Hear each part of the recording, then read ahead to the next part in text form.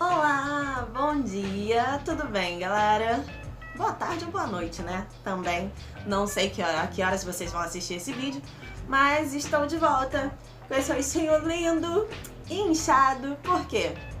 Titia Lud tem uma alergia aí que às vezes dá o ar da graça, mas vamos torcer para que isso passe o quanto antes. Eu não poderia deixar de trazer esse vídeo para vocês sobre um assunto muito importante na nossa língua portuguesa: os tipos de período. Durante essa aula, a gente vai tratar de forma superficial os tipos de período existentes e as suas definições.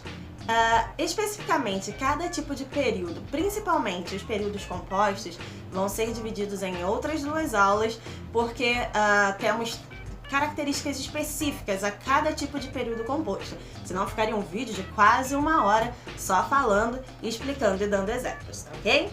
Então, vamos seguir, porque a nossa aula é muito interessante. Em primeiro lugar, não adianta falar sobre o tipo de período se você não sabe o que é um período. O que é um período, Ludmilla? Um período é uma frase que tenha sentido completo, que tenha verbo, que tenha letra maiúscula, que tenha pontuação final. Oi? Como assim? Exatamente. Você vai pegar todos esses itens, organizar de modo que transmita uma mensagem, que haja comunicação, que o seu receptor consiga compreender o que você quer dizer, e você vai estar montando um período. Mas espera aí, você disse, Ludmilla, que tem alguns tipos de período. Exatamente. Período simples e período composto. Isso tem a ver com a quantidade de verbos ou locuções verbais que você vai encontrar nesse período. Em primeiro lugar, período simples. O próprio nome diz, remete lá à nossa infância, o que é simples tem um. Exatamente. Tem período simples, tem um verbo apenas nesse período. Período composto, 2 verbos ou locuções verbais ou mais. Lembrando que locução verbal são 2 verbos, auxiliar e o significativo, que vão ter a função de apenas um. O significado, na realidade, de apenas um verbo. Por exemplo, Ludmilla está lanchando. Está é o verbo auxiliar. Lanchando é onde está o significado dessa expressão. Então, a informação está lanchando tem 2 verbos, mas apenas um sentido: de se alimentar com um lanchinho, um biscoitinho de forma rápida, não sendo uma refeição completa. Então, sempre que eu tiver 2 verbos com o sentido de um, eu tenho uma locução verbal. Isso serve para todas as locuções, adverbiais, adjetivas. Sempre que eu tenho 2 itens com valor de 1, eu tenho uma locução. O período simples, ele tem uma frase com sentido completo, com apenas um verbo. E se ele tem apenas um verbo, ele tem apenas uma oração. Se ele tem apenas uma oração, ele é chamado de... essa oração é chamada de oração absoluta. Ela reina, ela impera sozinha nesse lugar. Por exemplo, o amor é eterno, eu estou feliz, quero aquelas rosas, o tempo é o melhor remédio. Agora, se tratando de período composto, nós vamos ver que ele tem obrigatoriamente 2 verbos ou 2 locuções verbais ou mais. Logo, ele tem 2 orações ou mais. Por exemplo, quando você chegou, minha vida ficou mais feliz. Ou então, quero aquelas flores para presentear a minha mãe. Agora, com mais de 2 verbos. Cheguei, jantei, dormi. Viu como é simples aprender? Para diferenciar um período do outro, você tem que prestar apenas atenção na quantidade de verbos ou locuções verbais que ele possui. Agora, nosso período fica um pouquinho mais interessante, que ele pode ser classificado como composto por coordenação ou composto por subordinação. Essas 2 especificações terão aulas distintas, um vídeo para cada aula. Mas aqui a gente pode pincelar só falando as classificações e o porquê ele é chamado de composto por coordenação ou composto por subordinação. No período composto por coordenação, as orações existem, elas não exercem função sintática uma com relação à outra. Elas são independentes. Como no exemplo, cheguei, comi e dormi. Cheguei não depende de comer ou dormir para fazer sentido, para ter sentido completo. Então, essas orações, elas são independentes. Logo, são classificadas como coordenadas. Agora, se elas não possuem conjunção, são chamadas de coordenadas assindéticas. Por exemplo, cheguei, assindética, comi, assindética, e dormi. Esse e é classificado como conjunção. Se eu tenho e, dormi, essa é sindética e a gente vai ver um pouquinho à frente que ela é aditiva, porque ela soma ideias. Agora, falando sobre essa classificação das sindéticas, a gente vai ter 5 classificações.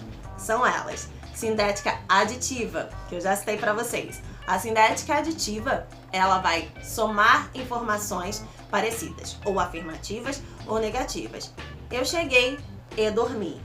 Não cheguei e não entrei. Esse e não também pode ser reduzido para a expressão nem. Continua sendo classificado como sindética aditiva, porque dentro desse nem nós temos a palavrinha e a palavrinha não. Então, não cheguei, nem dormi. Agora, as adversativas já são, como na matemática, o contrário. Eu vou ter, na aditiva, 2 informações positivas ou 2 informações negativas, que serão afirmativas e negativas, mas nas adversativas eu vou ter informações diferentes. Eu vou ter a informação positiva e eu vou ter a informação negativa, ou vice-versa, a informação negativa e a informação positiva. Como assim, Ludmila? Eu vou utilizar as conjunções que vão indicar contraste. Não cheguei, mas dormi. Eu posso ter dormido em algum lugar. Eu não cheguei, porém dormi. É aquela história do mas, porém, entretanto.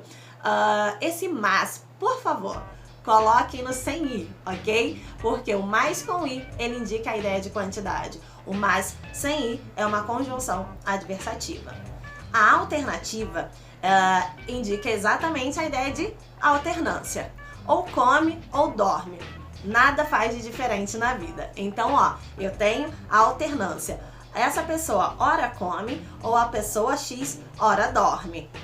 Ou quer, ora, quer faça chuva, quer faça sol, estarei feliz. Então, a alternância de significados ou de sentidos vai ser trabalhada com as conjunções alternativas.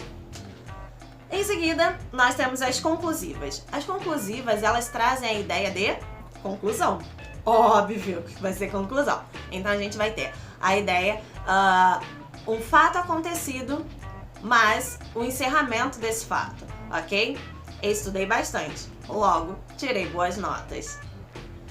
Estudei bastante, portanto, tirei boas notas. A colinha é utilizar o logo, que ele é o mais simples de se utilizar, mais simples de lembrar. Você pode sim variar e deve variar nas conjunções conclusivas, só que, para saber se a oração seguinte é conclusiva, joga logo. Se couber, você pode usar qualquer uma da tabela. Para fechar, nós temos as explicativas. Como o próprio nome diz, elas trazem uma explicação com relação à oração anterior. Estou atrasado porque adormeci. Estou atrasado, pois adormeci. Então, a gente vai ter uma atenção a essa classificação de explicativa, porque você vai utilizar exatamente a condição porque, juntinho, sem acento, que indica uma explicação. Ou pois, antecedendo o verbo. Lembrando que o pois também pode ser usado na conclusiva. Só que se você for utilizar o pois na conclusiva, ele será após o verbo. Antes do verbo explicativo, após o verbo conclusivo. Para fechar esse pacote, trazendo para vocês agora as orações subordinadas, no período composto por subordinação. Uma leve pincelada em apenas 3 classificações. Cada uma dessas 3 classificações tem outras classificações dentro de si que eu não vou trazer agora. No período composto por subordinação, a oração subordinada exerce uma função sintática com relação à oração principal, com relação à outra oração do período. O que é função sintática, Ludmila? São as funções que a gente vai ver, que a gente já viu lá na análise sintática: sujeito, objeto direto, objeto indireto, complemento nominal e todas as outras classificações. Por exemplo, se eu trago a frase Não entendi o que você quis dizer com isso. Se eu coloco apenas a oração não entendi, não entendi. Ok, é uma oração que eu consigo ter um sentido completo. Agora, se eu jogo apenas o que você quis dizer com isso, me remete a algo que foi dito anteriormente. Então ela não pode existir isolada. Então ela está completando o sentido ou sintaticamente completando a oração anterior. As orações subordinadas podem ser classificadas em orações subordinadas substantivas, orações subordinadas adjetivas e orações subordinadas adverbiais, dependendo de como elas aparecem no período. As orações substantivas exercem a função de substantivo. As adjetivas exercem a função de adjetivo e as adverbiais, função de advérbio. Parece muito óbvio, mas quando a gente vê a classificação específica de cada uma, a gente vai ver que tem muita coisa para aprender. Por hoje é só, galera, só para diferenciar os tipos de períodos para vocês e a gente segue daqui.